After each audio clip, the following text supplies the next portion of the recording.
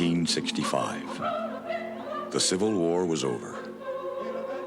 4 million former slaves gained the most basic rights of citizenship: the right to marry, raise children, own property, to be protected by law. Within 2 years, black men would have the right to vote. It was a time of great optimism. A whole generation infected with the possibilities of freedom and justice. Among them, Idabelle Wells. But by the time she was 21, this child of slavery would find that promises made were not to be kept. Wells would launch a campaign against oppression that reverberates throughout America to this day.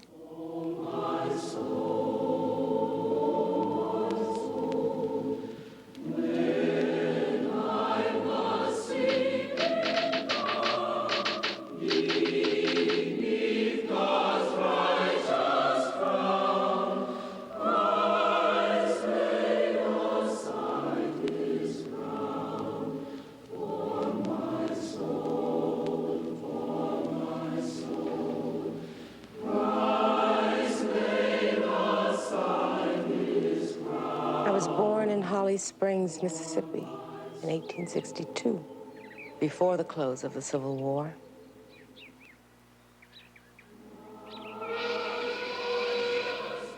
My father was the son of his master, who owned a plantation in Tippah County, Mississippi, and one of his slave women, Peggy.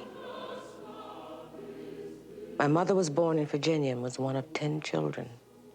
She and 2 sisters were sold to slave traders when young and were taken to Mississippi and sold again. She used to tell us how she'd been beaten by slave owners and the hard times she had as a slave. During the period after the Civil War, there was an opportunity of slaves, former slaves, to marry again in freedom under the auspices of the Freedmen's Bureau. And the Wellses got married again. And it was one of the first really social choices of freed people after the Civil War. And so obviously they were people of commitment, of family commitment, of commitment to each other. Her mother was a woman who, and I think this is very interesting, that when Ida went to school, she went to school, the mother as well. 8 times 4 is 32. 8 times 5 is 40. For nearly a century, it was against the law to teach enslaved African people to read or write.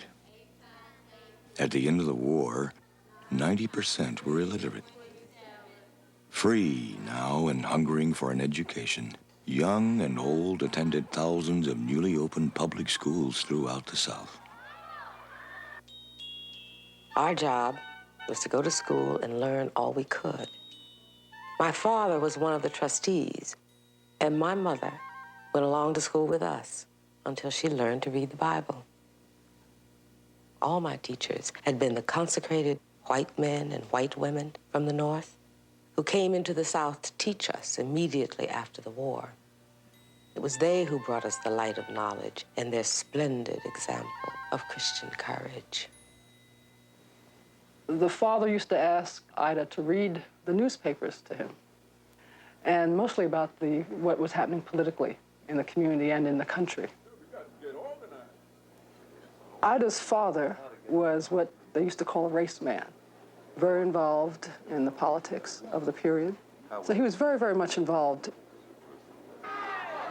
As Ida was growing up, the South was in convulsive change. Devastated by war, suffering crop failure, deprived of slave labor, the economy was in crisis. The African American was the scapegoat. A massive propaganda campaign was unleashed in the press, the schools, and the church, reinforcing beliefs that black Americans were genetically inferior, that freed from bondage, they would revert to savagery. They had to be restrained.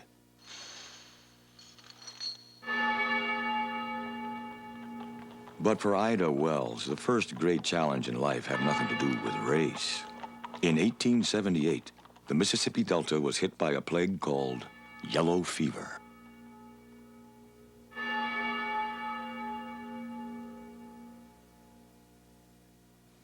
It struck down white and black alike.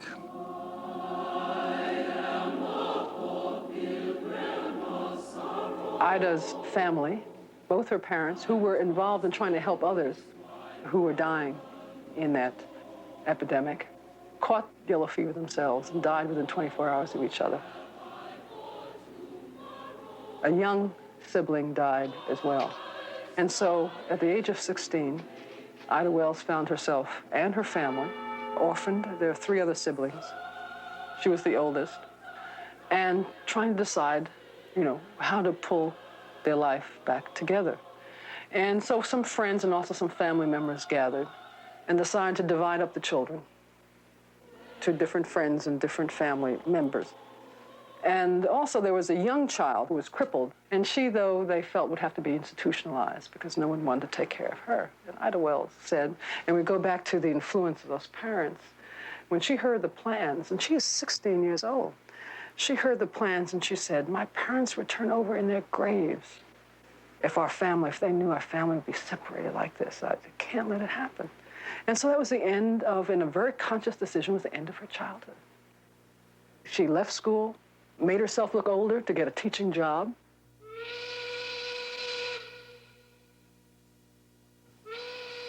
Two years later, the veteran school teacher, Idabelle Wells, moved to Memphis, 40 miles away on the Mississippi River. Wells, part of the migration of black people to the big cities of the South, found a better paying job in the Memphis school system.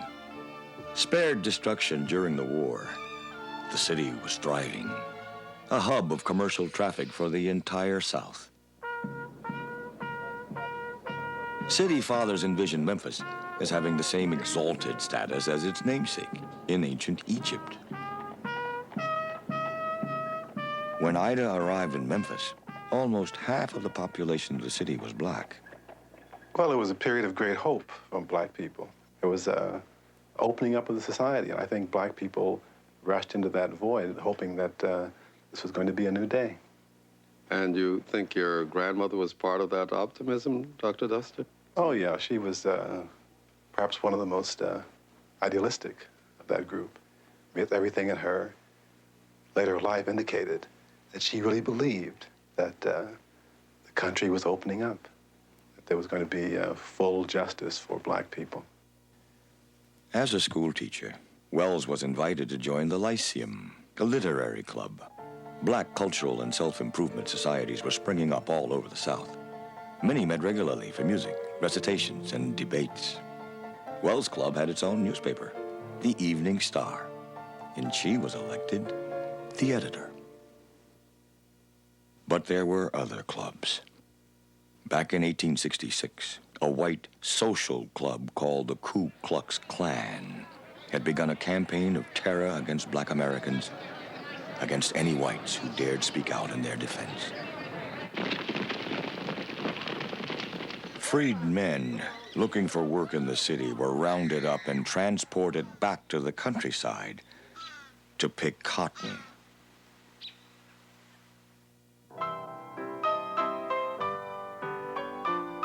In spite of a continuing climate of hostility, a small black middle class had begun to emerge throughout the South.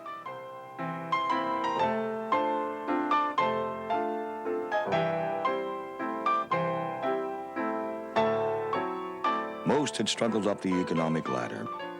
Many had served in the Union Army, some finally settling on small farms. There were black shopkeepers, landowners, doctors, lawyers, councilmen, and state legislators. But democracy would be deferred. The North soon lost interest in the plight of the black American. In 1877, the last of the federal troops were withdrawn from the South. Within 5 years, the Supreme Court overturned the federal laws that provided equality for African Americans. The states regained control of civil rights. The period known as Reconstruction was over. Southern states began to enact a series of laws to force the black citizen back into a subordinate class. A climate of intimidation was settling over the nation. A climate that was to radicalize the idealistic young schoolteacher, Idabelle Wells.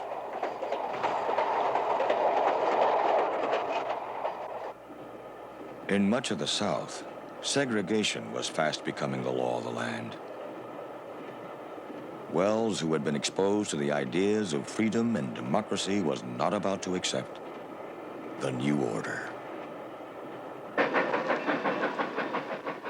One day, while riding back to my school, I took a seat in the ladies' coach of the train as usual.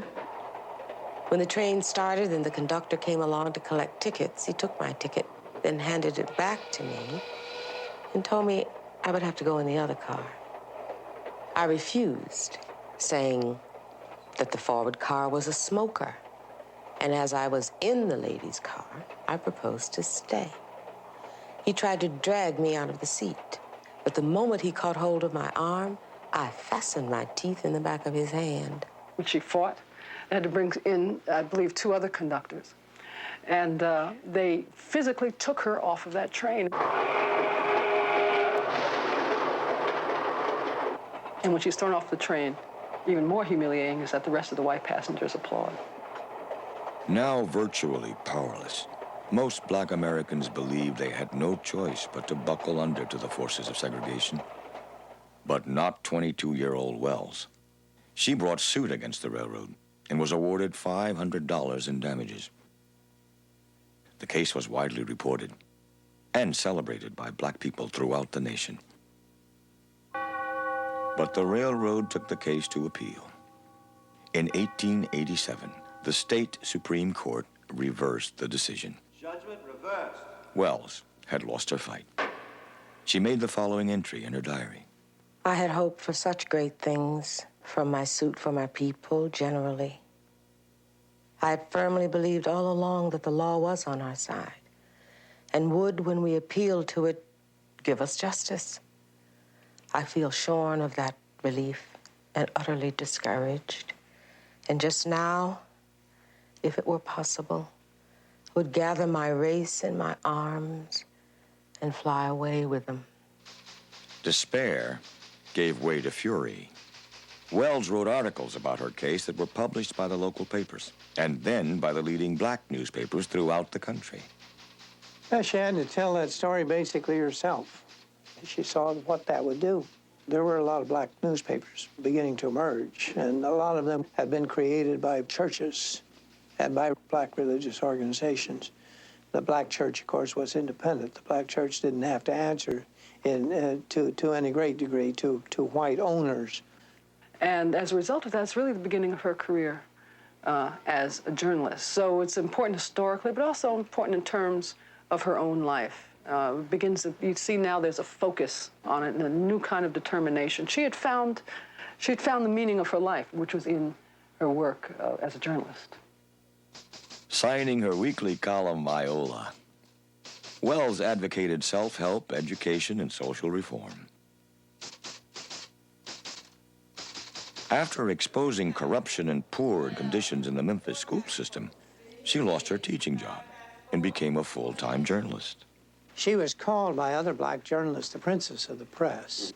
And you get the very strong impression from the historical, what there is available, historical record, that whenever Ida Wells showed up at a meeting of black journalists, that she was kind of the highlight. She was apparently a very personable woman, as well as being a very beautiful woman, a very bright woman. Wells soon became editor and a co-owner of the newspaper Free Speech. She now found herself writing about issues she had read about as a child: racism and power. Blacks were attempting to gain power. Whites were unwilling to share it. Over here across the river in Marion, Arkansas, in 1888, there was a big incident.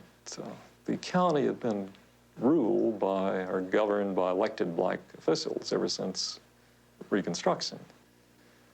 Well, that year, the whites rented about 1,000 Winchesters from Memphis, and they marched to the office of all of the black officials and said, no, the county's not big enough for you and us, and we got a one-way ticket for you to Memphis, and don't come back. So they marched them down to the railroad and put them on the train to Memphis.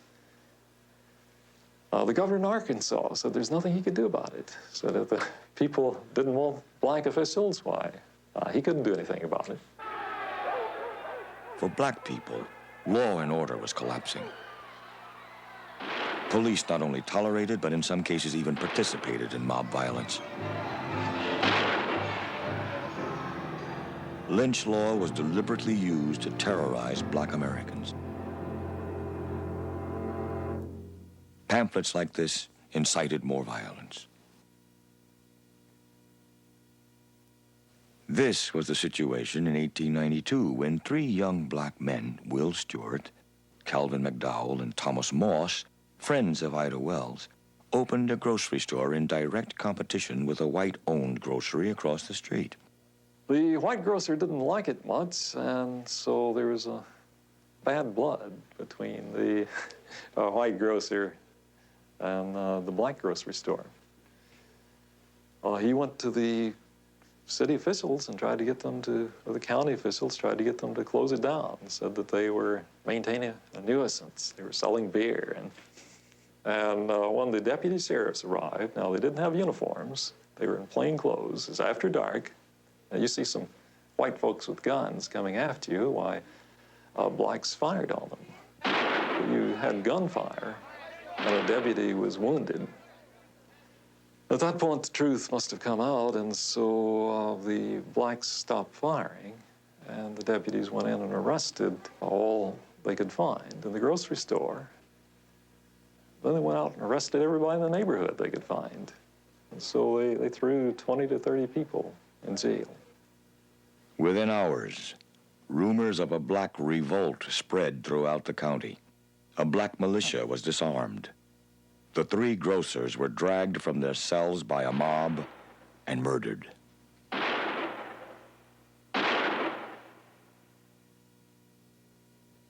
The killers were never brought to justice. Everybody in town knew and loved Tommy. An exemplary young man. He was married and the father of one little girl, Maureen, whose godmother I was. He and his wife, Betty, were the best friends I had in town. He owned his little home, and having saved his money, he went into the grocery business with the same ambition a young white man would have had. One of the morning papers held back its edition in order to supply its readers with the details of that lynching. It said that Thomas Moss begged for his life for the sake of his wife and his child and his unborn baby. That Calvin McDowell got hold of one of the guns of the lynchers, and because they couldn't loosen his grip, a shot was fired into his closed fist. There's a strong belief among us that the criminal court judge himself was one of the lynchers. The black community of Memphis was stunned. Wells retaliated with her pen. She wrote an editorial. The city of Memphis has demonstrated that neither character nor standing avails the Negro if he dares to protect himself against the white man or become his rival. The white mob could help itself to ammunition without pay, but the order was rigidly enforced against the selling of guns to Negroes. This is something that touched her not just as a woman who was sensitive to the injustices were being imposed upon blacks, but there was a personal note in it all that I think forced her to ask the question, am I willing to stand up to whoever may oppose me in fighting for racial justice? Wells chose to fight. She also chose her weapons. There's therefore only one thing left that we can do. Save our money and leave a town which will neither protect our lives and property nor give us a fair trial in the courts, but takes us out and murders us in cold blood when accused by white persons. Hundreds disposed of their property and left. Leading pastors took their whole congregations with them as they, too, went west. She said, leave. You know, this is that black migration to the Middle West, the Kansas and Oklahoma migration. Go to Kansas, go to Oklahoma. And many blacks left. And I think that's another reason that the power structure was angry with her, because she understood the economic and political strategy that they were using to intimidate blacks. And what she was saying is, you don't have to stay here and be intimidated, leave. And so the white businesses were in a panic that blacks had left. They were buying everything on the installment plan, and they just left everything. So the people were left. The restaurants were going out of business because all the black patronage was going. And you talk about the power of the pen and of her leadership to be the force behind thousands of black people. Leaving, and whatever Memphis represented to them was the only thing that they knew. It was where their roots were, where they were working, where their families were. And 6,000 people packed up their bags, went to the Oklahoma Territory. Of course, Ida Wells had gone there previously to sort of scout the place.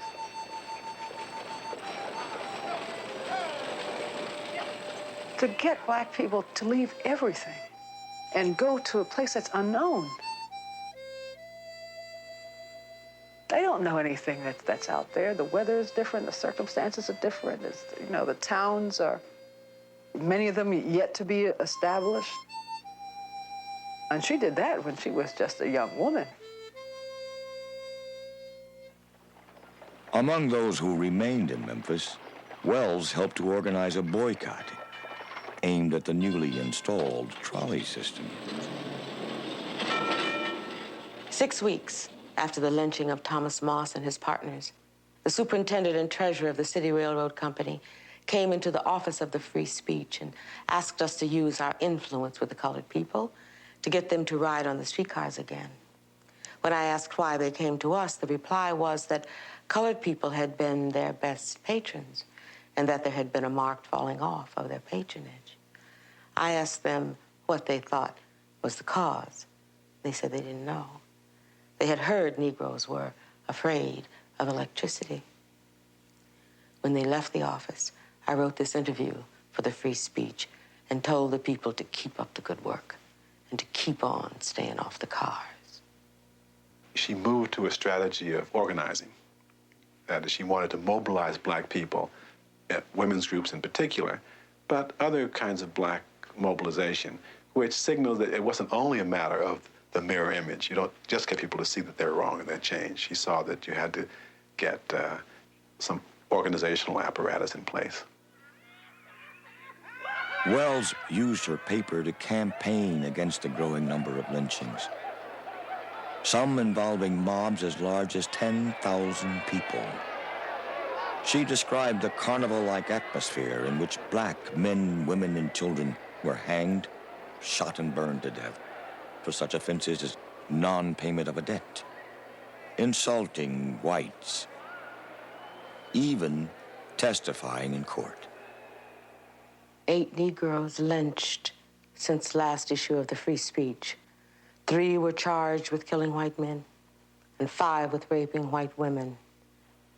The charge of sexual assault against white women was routinely offered by the press and the authorities as the justification for these atrocities. Wells, at great risk, began to investigate these charges, one after the other, proved false. I also found that what the white man of the South practiced as all right for himself, he assumed to be unthinkable in white women. They could and did fall in love with the pretty mulatto and quadroon girls, as well as the black ones, but they professed an inability to imagine white women doing the same thing with Negro and mulatto men. Whenever they did so and were found out, the cry of rape was raised, and the lowest element of the white South was turned loose to wreak its fiendish cruelty on those too weak to help themselves. Wells was now digging at the psychological roots of the sexual charges. She wrote an editorial about her findings. Nobody in this section believes the old threadbare lie that Negro men assault white women.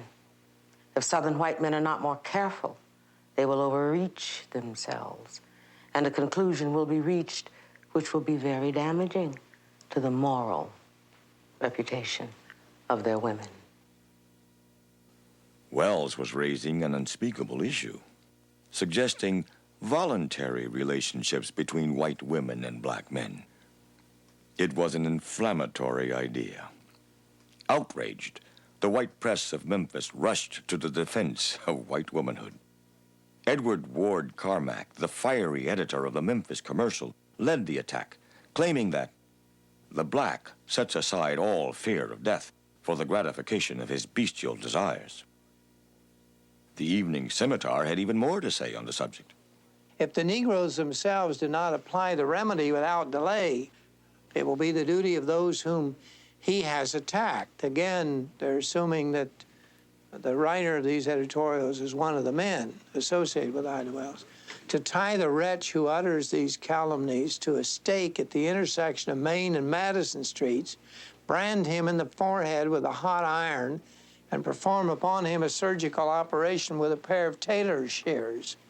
Well, it's perfectly obvious what they were talking about there.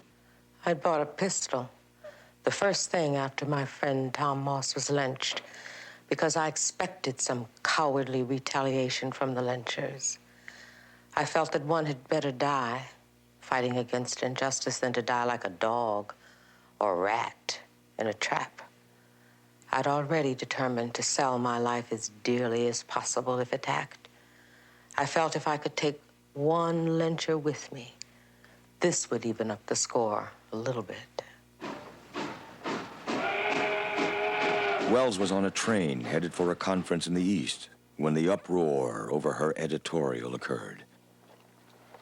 In New York, she learned that a committee of leading citizens had marched to her office, smashed the presses, and destroyed everything they could find. With a price on her head, Wells was now in exile. It would be 30 years before she would return to the South. Immediately, Wells was hired by the leading black newspaper, the New York Age, published and edited by T. Thomas Fortune, the dean of black journalists. By now, she was one of the most widely published writers in the black newspaper world. In the autumn of 1892, at the height of what was called the gay 90s, Wells stumbled upon an unexpected source of power: the black women's club movement. She was asked to speak at a testimonial given in her honor at Lyric Hall in Brooklyn, New York. Women came from as far away as Philadelphia and Boston. It was reportedly the largest gathering of black club women ever held.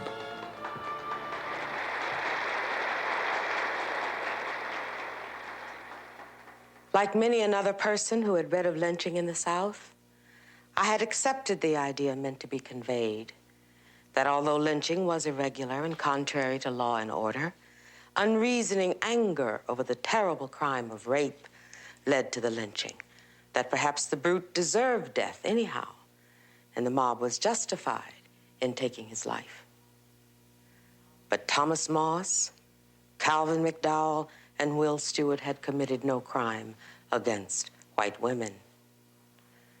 This was what opened my eyes to what lynching really was: an excuse to get rid of Negroes who were acquiring wealth and property and thus keep the race terrorized and keep the nigger down. It was here that the first national anti-lynching campaign was born. The women collected $500 to enable Wells to continue her investigations into the causes of lynchings and to publish her first pamphlet on lynching.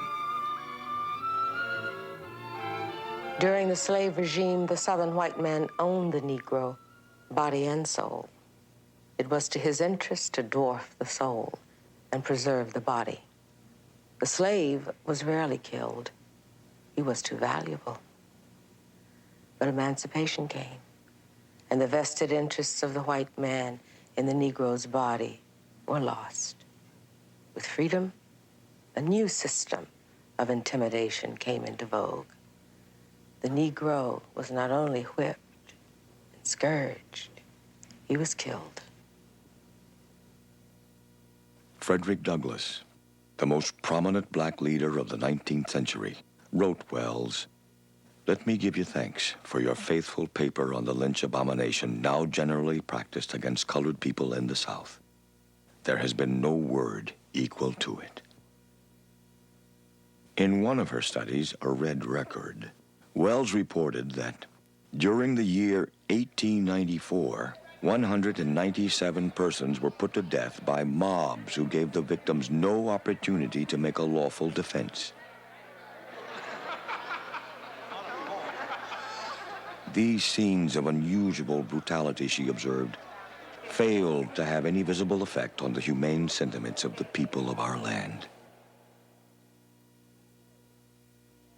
She knew that if she wasn't meticulous about it, that people would question her. And she made an effort of collecting all the data, the oral testimony as well as the written testimony that she could find. And again, she often used the white newspapers so that people would not say you were making these stories up. Armed with these facts, Wells reached out to the conscience of America. But the press, the political establishment, the courts, and the church remained unmoved. 30 years after the Civil War, the most basic rights of black Americans were effectively subverted. Determined to be heard, Wells carried her crusade to England. Her strategy was to mobilize moral as well as economic pressures abroad. She understood just how critical the English market was to Southern cotton. One newspaper made this comment: "We're naturally loath to express any opinion upon the way in which our American neighbors manage their own affairs, but when ruffians take to skinning men alive, vivisecting them, burning them slowly to death, no decent man can resent the expressions of horror and indignation that burst from the lips of all observers." That's just one of the things the British newspapers were saying as a result of what Ida Wells was reporting to the British. During 2 European tours, Wells met with every leader of public opinion she could find, from the Archbishop of Canterbury to the Duke of Argyll. Working through English and Scottish women reformers, she helped launch the London Anti-Lynching Committee, the first anti-lynching organization in the world. She had interviews with all of the leading newspapers, with people in Parliament. These interviews were written up, and she sent them back to the Memphis newspapers so they could see the nasty things being said about them. And so, of course, they had to reply to them and say they're not so, that this is really a great and a decent place for black people to live. And in saying the things weren't so, they said, we're not for lynching and we never have been. Now, of course, this wasn't true. But she did persuade the Memphis business elite. They had to do something. If they didn't, why, their reputation would be ruined. It'd be bad for them economically. Though Wells was slandered in the American press, she had succeeded in making mob rule an issue of public debate. Lynchings soon began to decline. In Memphis, after 1894, there would be no lynchings for 2 decades.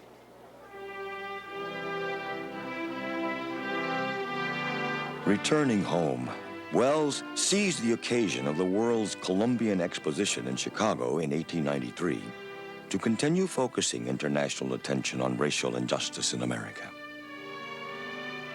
Commemorating the 400th anniversary of the arrival of Columbus in America, it was the most spectacular World's Fair ever organized. But Black America was not represented at the fair. Wells published a pamphlet with Frederick Douglass and a Black Chicago lawyer named Ferdinand L Barnett, pointing out that without centuries of the unpaid labor of Afro-Americans, there would be no Columbian Exposition. 20,000 pamphlets were distributed to foreign visitors.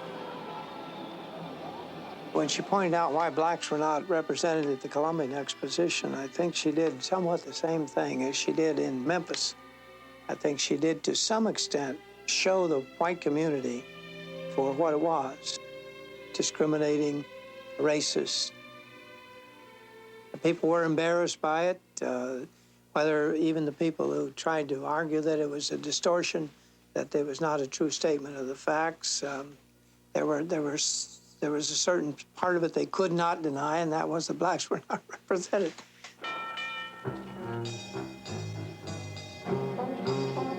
Wells settled in Chicago and continued writing. One of Wells' ongoing concerns was the unrelenting assault on the moral character of black women. She traveled about the country, speaking out on this and other racial issues. Some black leaders, mainly Southern ministers, had a problem with her militancy because they felt she was rocking the boat. And we also speculate today, I mean, in hindsight, we can look back and say that they also probably had a problem with her because she was female and that she was speaking out. If they didn't have a problem with Frederick Douglass speaking out, but they definitely had a problem with her. Wells had 2 battles to fight: racism and sexism.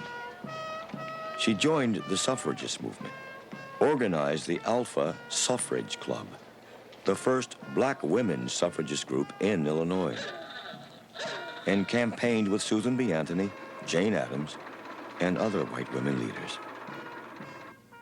Never bit her tongue. And even among friends like Susan B. Anthony, she would challenge them. One season, she visited Susan B. Anthony in Rochester, New York, when she was lecturing. It was shortly after a women's suffrage meeting had occurred in Atlanta, Georgia, the first national meeting to be held in the South. And Frederick Douglass always attended these meetings. But Susan B. Anthony asked him, as a favor to her, not to come because she knew that the women in the South, white women in the South, would be offended. And so she told this story to Ida, and Ida really admonished her. How could you do that? And you think I was wrong in so doing, Miss Anthony asked. I answered uncompromisingly, yes. For I felt that although she may have made gains for suffrage, she also confirmed white women in their attitude of segregation. I suppose Miss Anthony had pity on my youth and inexperience, for she never in any way showed resentment of my attitude. She gave me rather the impression of a woman who was eager to hear all sides of a question. In the midst of this campaign, Wells made what some suffragists considered a radical move.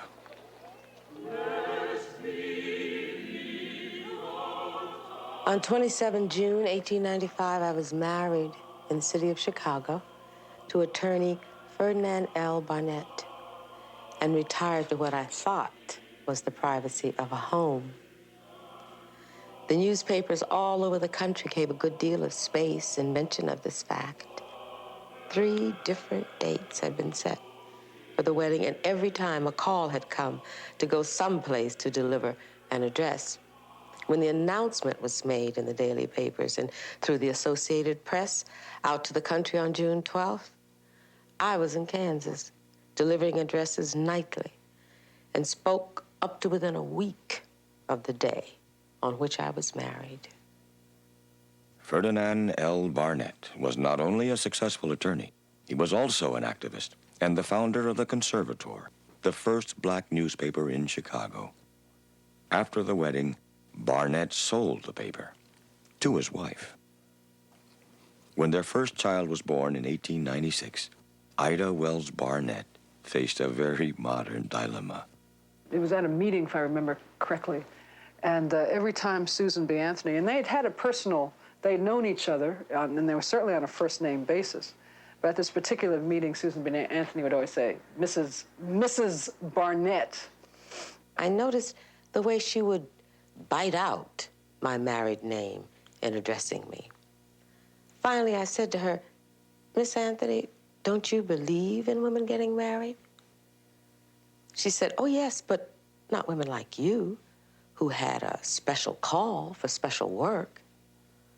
I, too, might have married, but it would have meant dropping the work to which I had set my hand. She said, I know of no one in all this country better fitted to do the work you had in hand than yourself. But since you've gotten married, agitation seems practically to have ceased. You have divided duty. Your 11-month-old baby needs you at home, and that makes for divided duty. Wells' activism was limited not so much by her growing family as by increasing opposition from conservative black leaders who were wary of her uncompromising attitude and widespread influence. At the turn of the century, there were two opposing forces in African American politics. The radicals, led by W.E.B. Du Bois, William Monroe Trotter, and Ida B. Wells, fought every form of discrimination based on race. The accommodationists, led by the powerful Booker T. Washington, were eager not to offend the white establishment that supported them. Washington insisted that a segregated society would protect black Americans while generating jobs and economic self-reliance. Washington considered Wells a troublemaker. He moved to undercut her politically. She was probably the most uncompromising black leader, and maybe leader, that I have ever read about in this country. She never backed down from anything, even when other leaders did in various ways. And as a result, of course, she sort of ran afoul of everybody. Here's a woman who criticized William McKinley for not pushing anti-lynching legislation and went into the White House and told him so. In 1909, Wells was one of the founders of the NAACP, the National Association for the Advancement of Colored People. Even though the NAACP adopted most of Wells' anti-lynching strategies, she was maneuvered out of power in the organization. Wells was hurt and angered by this, but decided not to challenge her opponents. Wells focused her energies on the Chicago community, working with black women's clubs and grassroots organizations. She founded the Negro Fellowship League, which ran a settlement house in the slums of Southside Chicago for new arrivals from the South.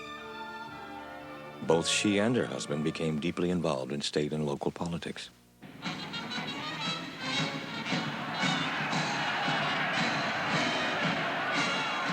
At the start of World War I, Wells actively supported the involvement of the African American in the war effort.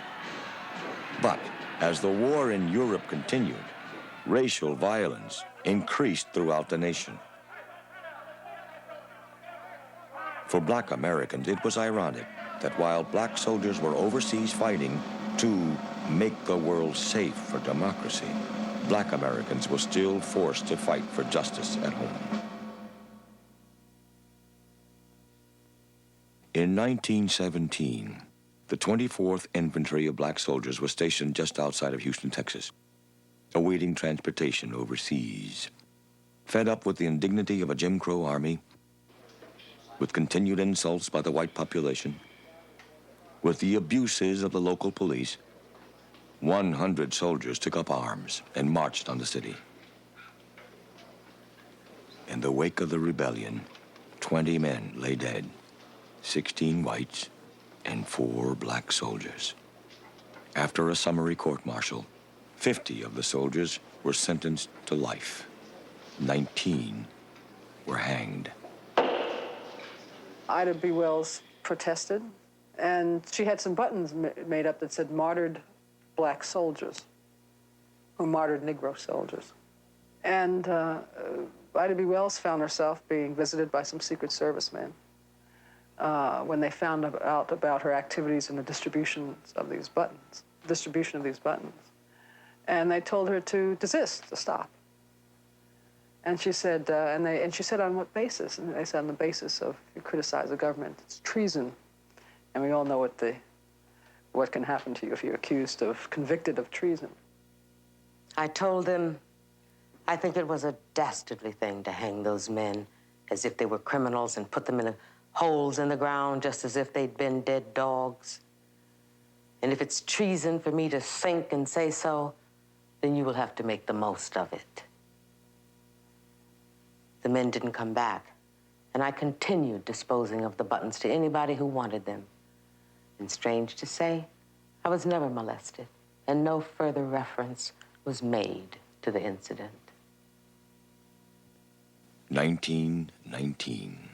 The war was over. Despite the demands of an extended family, Wells continued her battle for justice. An incident that came to be known as the Arkansas Race Riot ended Wells' 30-year exile from the South. When black farmers in Arkansas, forced to sell their cotton below market prices, tried to unionize,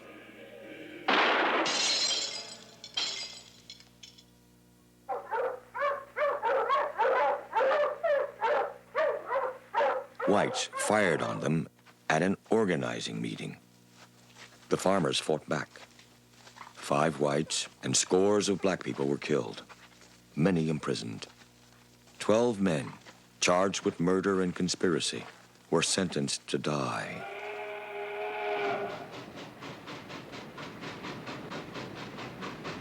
Wells had been warned never to return to the South, but the plight of the black farmers brought her home.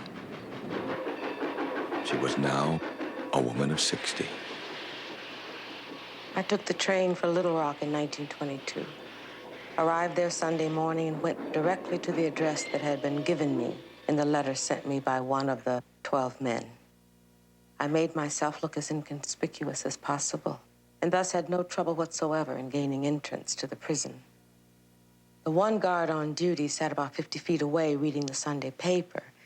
When he looked up, he saw only a group of insignificant-looking colored women who had been there many times before, so he went on reading his newspaper. When we got up close to the bars, Mrs. Moore whispered, "This is Mrs. Barnett from Chicago."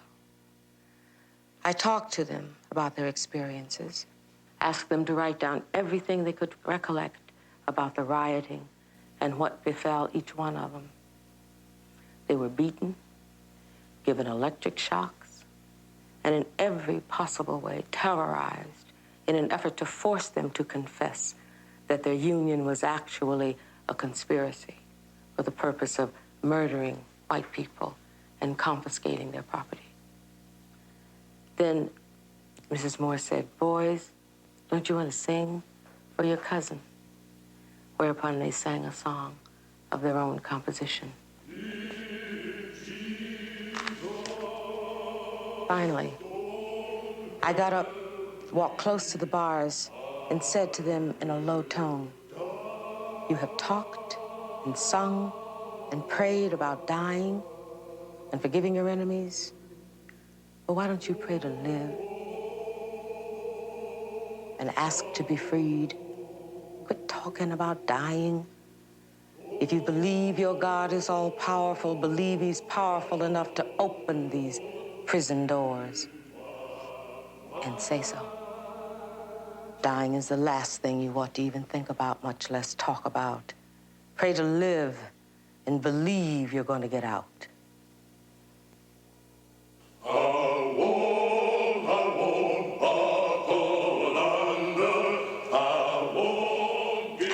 to Chicago, wrote my pamphlet about the Elaine rioters. In the closing section, I stated the following. This booklet goes into the greatest court in the world, and before the bar of public opinion, it pleads the cases of these helpless men. Every reader is a member of that bar. And white people of Arkansas are the judges and jury to whom this appeal is made. The condemned men were released. In Wells's hands, the press became a powerful weapon against injustice. In the closing years of her life, Ida B. Wells wrote her autobiography, Crusade for Justice. She said, "The gallant fight and marvelous bravery of the black men and women fighting and dying to exercise and maintain their rights as freemen and citizens is a heritage of which our young people would be proud.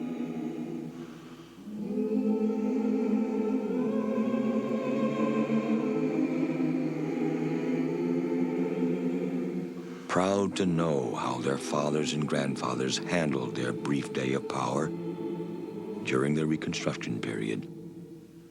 Yet most of this history is buried in oblivion. Our youth are entitled to the facts of race history which only the participants can give. I am thus led to set forth the facts contained in this volume, which I dedicate to them."